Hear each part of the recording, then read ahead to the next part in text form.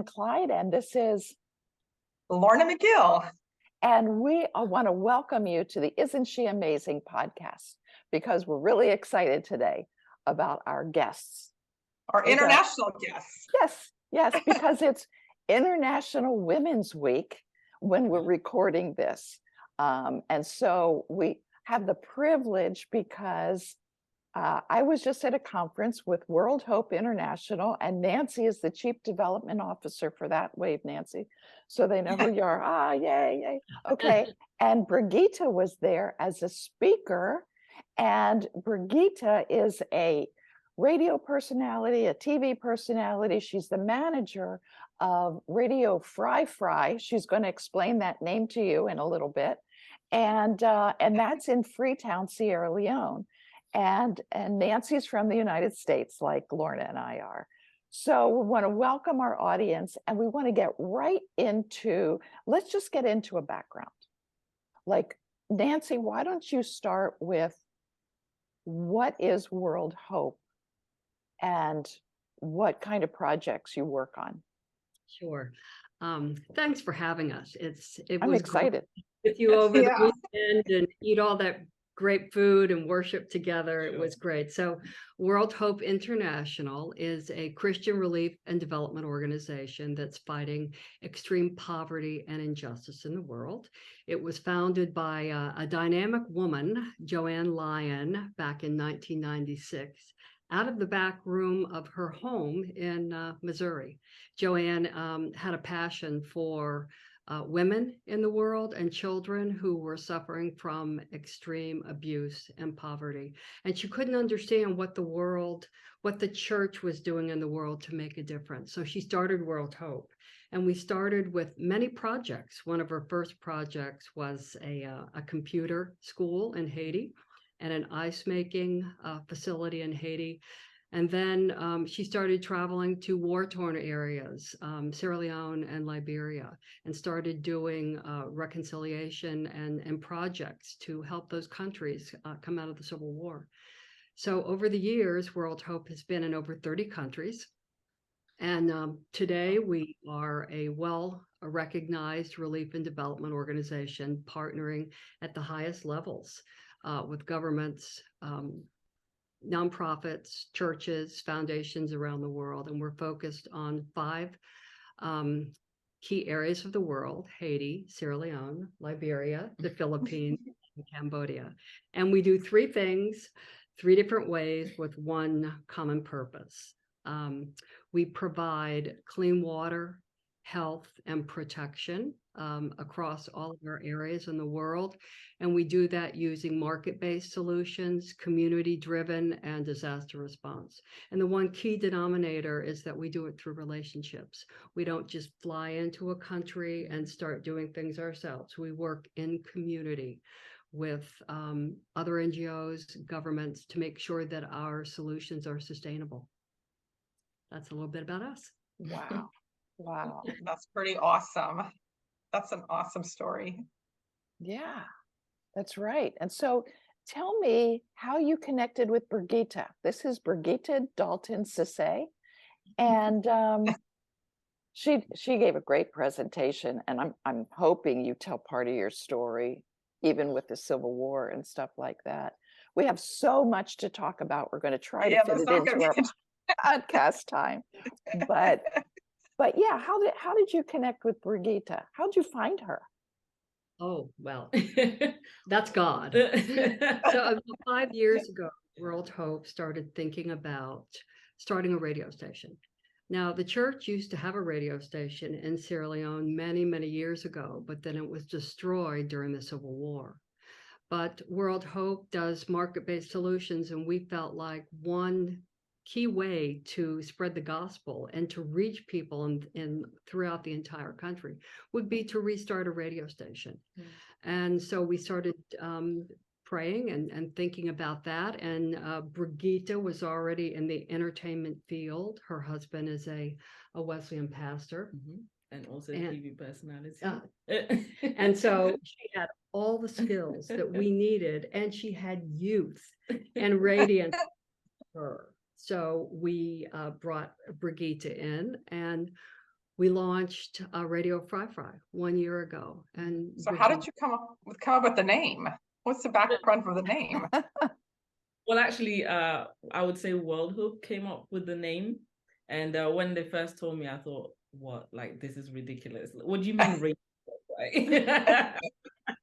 Because like I said in my presentation, it's like calling a brand new national, not just, a very small radio station, a national radio station, radio potato chips or radio French fries. It's a truly kind of name. And at first I was thinking like, why? Like, what's the reason behind it? But later I got to realize that actually it's a really good name. So Fry Fry in Sierra Leone, it's our comfort food. It's one of the cheapest, accessible food anytime, anywhere. And a great big platter that everyone puts their hands in. On a huge platter, it has so many different ingredients and pieces of food on there. And usually people buy it and combine it, put it in a bread, and it's like a Subway, kind of like a Subway. It's fried. Yeah, everything is fried on that platter. And so when I thought about the food, and then I thought about people, I thought about God and Christianity, I got to create a metaphor meaning for it, meaning in it together. In it together in the sense that we should not discriminate against anybody. We should be willing to accept everybody, give everybody a listening chance. And also to ensure that the word of God, although it's free as compared to Fry Fry, that it's at a reduced cost, but the word of God is free and it should be accessible anytime, anywhere to anybody around the world, especially in Sierra Leone, especially with the fact that we have over 77% Muslim population. So we wanted the word of God to be accessible to anybody, anytime. So that's how the meaning of Fry Fry came. And how many people are you reaching right now? Right now, we're reaching over 3.5 million people based on the population count. So How long have you been doing it? How long has it been? 1 year. Wow. Exactly. Wow. We have about 700,000 active listeners, and we got some of those analysis both from Facebook, from our social media pages like TikTok, people's responses. Facebook is able to give you an analysis of how many people are watching your live posts. And then on TikTok, because we have certain trending videos that we create based on culture, heritage of Sierra Leone, we're able to see, if you just type in Radio Fry Fry, you'd see that we have over 700,000 views on our videos just on TikTok. And that one is less than a year, because TikTok was about 8 months ago that we created that account. So we're doing really, really well for a first time Christian, by the way, not just any kind of radio station, a Christian radio station in Sierra Leone. And of course it's national. And it's not only on the airwaves, it's a digital visual radio station. Now, I'm not on TikTok. I don't know about you, Marianne, but I'm tempted now. No, to see these videos. So many people are watching. That's right. But you know what? They're easy. When I type them into Facebook and Instagram also, which are more for us older people, it was easy to find, because who else is named Radio Fry Fry? Nobody. Right. So it comes right up. And you should follow them, because they've got several different types of programming. What are they, Brigitte? So we have, first of all, we're music-based. So we're the home of great music. We play a variety of Christian music, every genre possible, and some moral, inspirational types of music. So our content is faith-based, soft touch, faith-based program. So our morning program is geared predominantly towards women. It's called The Drive. No. Oh. That one is the brunch. Call it the brunch. That's the entertainment. So the morning show is called the brunch now. Before, it used to be called the breakfast mix. And it's between 10 a.m. and 12 midday, when the kids have gone to school, the husband has gone to work, and the only person left at home is mom. After she's gone out to dance around the house and sing her song. She would have gone to the market and would have started cooking by that time. So we did it specifically to target women, because we wanted to educate them sort of on like life issues, lifestyle choices, decisions that women make in the home or families make in the home. If you check Sierra Leone specifically, most of the women are not in control of the remote, especially when it comes to TV and radio. The male gender is predominantly in charge. So when the man is at home, he has complete control over whatever they listen or watch. If he's not there, then it would be the son. If there's no son, then most likely a cousin or the brother, just a male figure would be in charge. And so we chose a time where they are not there.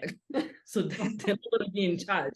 And the only person is a woman. And also, women are not given the opportunities to just listen to each other, share ideas about life. And so we thought about creating a morning program where you have two strong-headed women with different views. One is completely Christian, myself, and the other one is a Muslim, but faith-based, focusing on the generic aspects of we both believe in God, and taking head-on conversations that people would not allow women to talk about, such as like sex for grades, or how to choose a partner, how to bring up a child, different kinds of topics.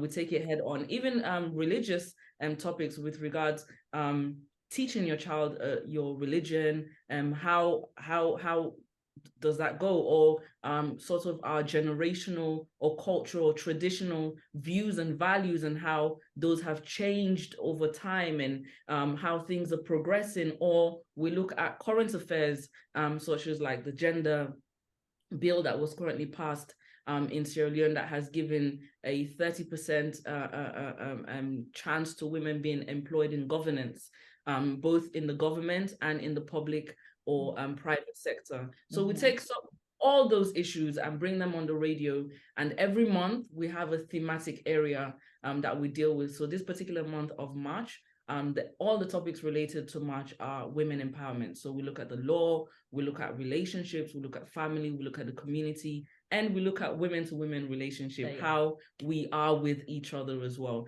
And then other months also has their own thematic area. Like next month, I will be looking at the history and culture of Sierra Leone. So we take it one day at a time, one topic at a time, one thematic area at a time, but ensuring we go in detail. So it's not just a surface level conversation, but quite a detailed conversation.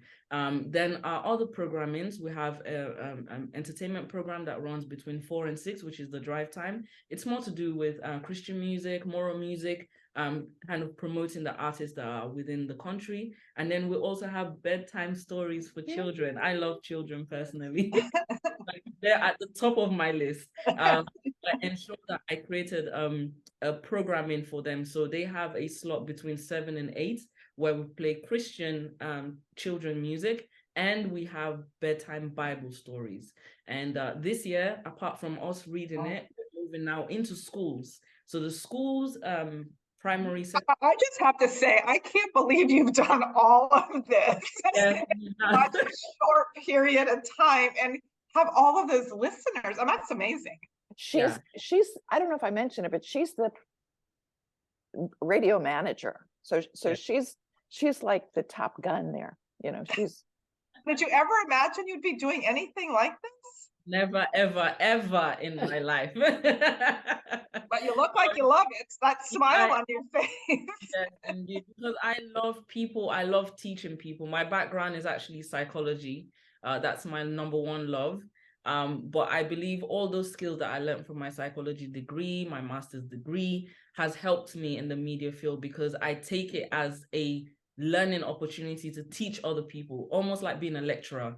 Every day you go to class and you have 3.5 million people listening to you, potentially, that you're teaching every single day. So I take it very, very seriously. And I think when it comes to the media, apart from people using it as propaganda, it's supposed to be used as a source, a safe space for adult learning, where you can get, different types of conversations that enriches you and how you feel about life, or teaches you certain decisions or options that might be available. So the radio is a very vital tool, or the media per se is a very vital tool. And if you use it correctly, you would influence so many people. I mean, TikTok has shown us that. Yeah, and the thing about women's empowerment is that what Brigitte does so beautifully, it's not just showing how women can be empowered, it's educating boys and men to value the voice of a That was going to be my next question. It's like, what type of pushback do you get from men? Because I mean, if you're talking about these like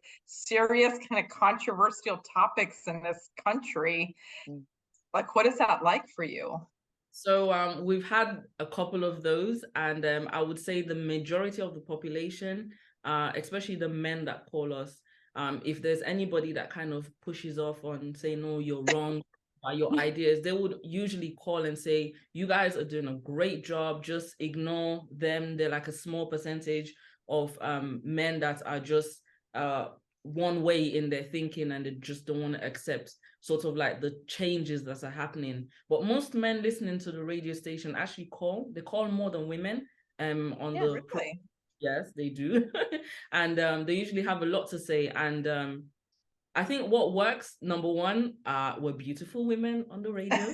Yes, you are. Number two, our tonation, our voices command and control. And number three, our education that we have, our experiences. And so they kind of look at us in awe, like, how are you so young, but you're able to talk about such deep things, but you're so knowledgeable about it that you're just giving advice. You're just giving us options that we should think about. And then you place it in a way that is so relatable that I think anybody listening would not say no.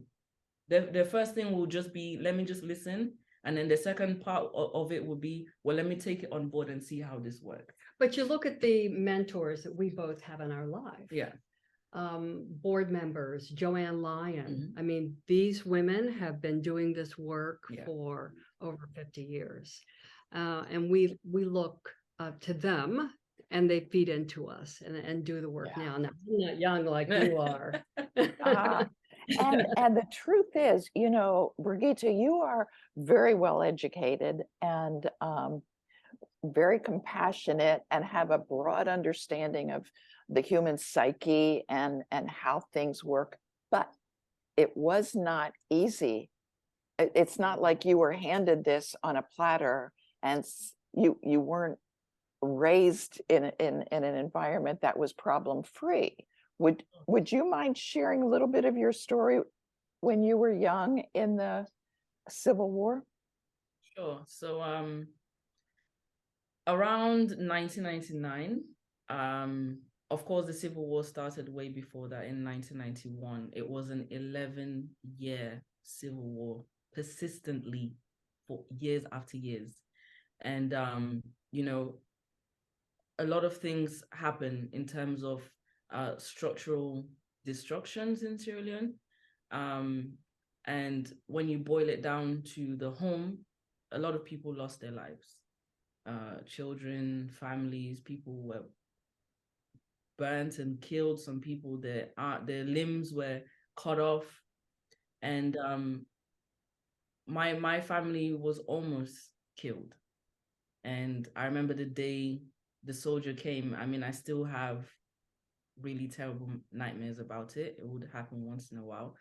And us trying to run away, and we couldn't run away from them. And they lined us up outside the street near our home, and they were literally going house to house and shooting people and killing people. And when he came and he lined us up, all that was on my mind, I don't know about anybody else in my family, but we all knew we were going to die. Like, that was it. There was nothing else. And I remember kneeling down and like thinking, so is this it? You know, being born and trying to live life, and that this is it. Like, there's nothing else. There's no future. There's no tomorrow. There's no more school. You know, as a child, I was thinking about all these little. How old were you? I was 8. all these little things had meanings to me. And I love pets, by the way. So we had 2 dogs, and I remember we held the dogs on our side, and one of them is quite a happy, giddy kind of dog, and kind of ran away from us, and the soldier shot the dog and killed the dog, and that's when we knew, like, it is all over. Like, Yeah, we he's are. not. And for some reason, another soldier came around, another rebel soldier came around, and he stopped the guy in his tracks and was asking him, like, in our language, like, what are you doing? You're not supposed to be here. We have more important things to do. And Gone. he let us go, and he just went away. And like, we stood there, knelt down for a while. We didn't know what to do with ourselves, like, just shaking in complete fear. I mean, we could have moved, but everybody was just so panicked. You just can't move. And eventually, when we did move, all I kept thinking was, why did God save me and my own family? Like, is there a reason? And, after that, I was now taken to the UK for refuge by my father. And going through life and, being in a new environment, sometimes getting bullied because of my skin color, or because of how I spoke, or because of how I looked, really hurt. And I always just wanted to go back home. And I would say predominantly my primary, secondary, and secondary school life were like the worst times in my life. Oh. And it was only when I got to university that I started seeing hope, that there's hope for the future, that I can be who I want to be. All I have to do is work really hard, and I'm going to get there. And from that point, everything changed. And I decided that one day I'm going to go back home to my country. I don't know what's going to take me there or what I'm going to go do there, but I'm just going to try and do something for my country to make a difference. And I met a wonderful man in 2014. And in 2016, we got married, and I decided to sacrifice and leave everything I've ever worked for in the UK and go back to Sierra Leone. And it started from there. I saw the work he was doing in the church with the young people. He mentors people. He speaks on public events. And I was kind of a closed, shy, behind the scenes kind of person. You asked me to write a script or something, yeah, for sure, I'll do it. But to speak in front of people, that was a no, not for me. My husband pushed me to the front and was like, you can do it. Like, it's just how you think about yourself. It's just how you feel about yourself. And eventually, all what he taught me is true. And I took all of it on board. And this is the person that you now see. He trained me very, very well. And, yeah, he did. I think that came from deep in you also. You always had it in you. So I would say I had the opportunity of being a female in a different country, and that changed my perspective about what women can do. Because of course, in the Western culture, you are given the chance and you're told you can do it. But in Sierra Leone, it's the complete opposite. You don't do it. You shouldn't do it. You should just sit down and you should just keep quiet.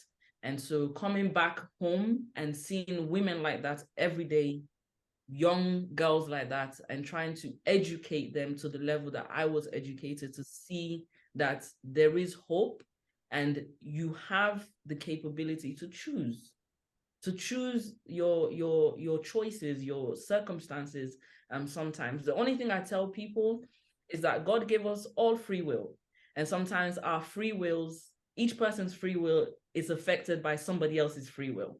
So I might want to do something in a particular way, but I might not end up getting it done in that way because someone else's free will is kind of interfering with how I live my life. For example, if I want to be a free woman, be an activist, that's cool. But you also have a man who's in the community who does not want that.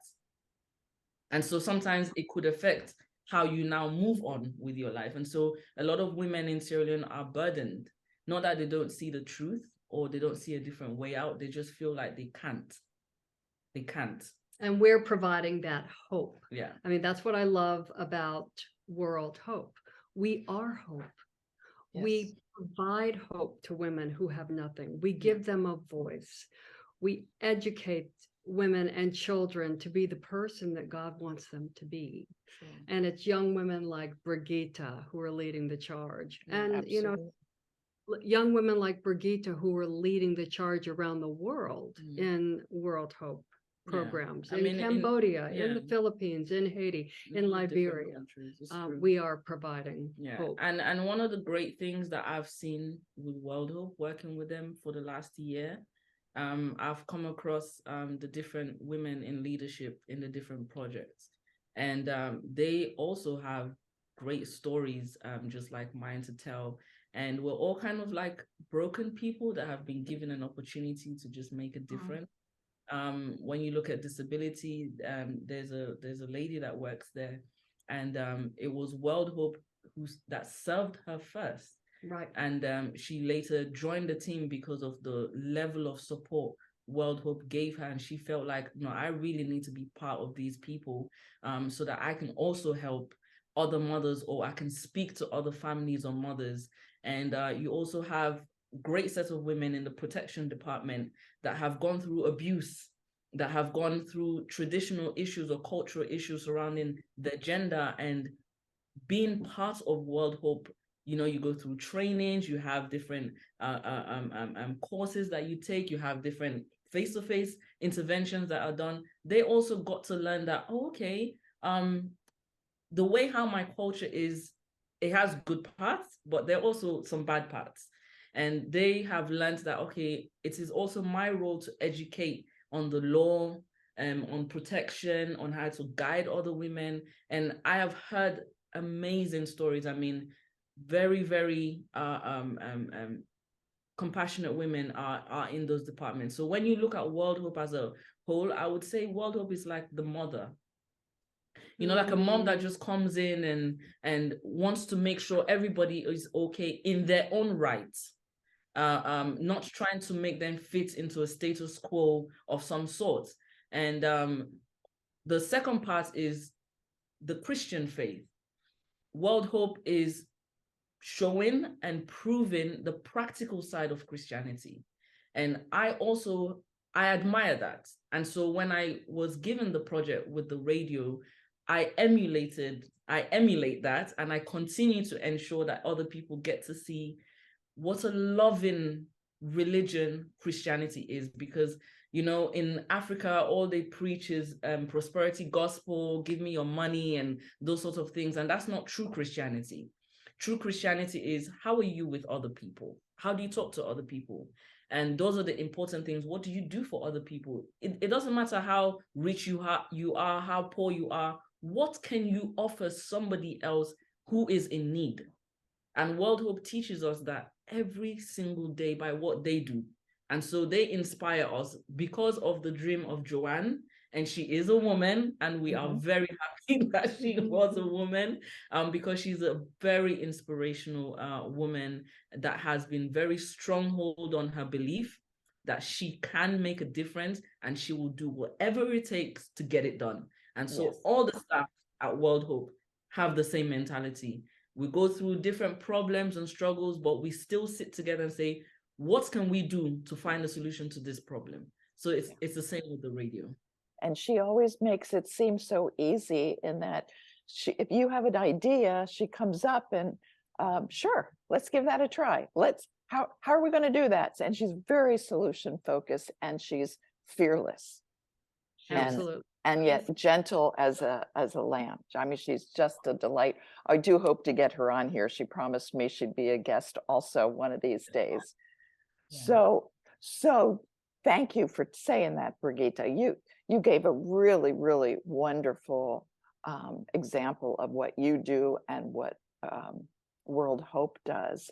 And Nancy, the website for World Hope, if people want more information, what is it? www.worldhope.org. Worldhope.org. That's easy to remember. And I'll put it in the notes too, underneath the video. And you gotta sign up for the TikTok and the Radio Fry. We also have a website, and ours is www.fryfry.life, because fry is life.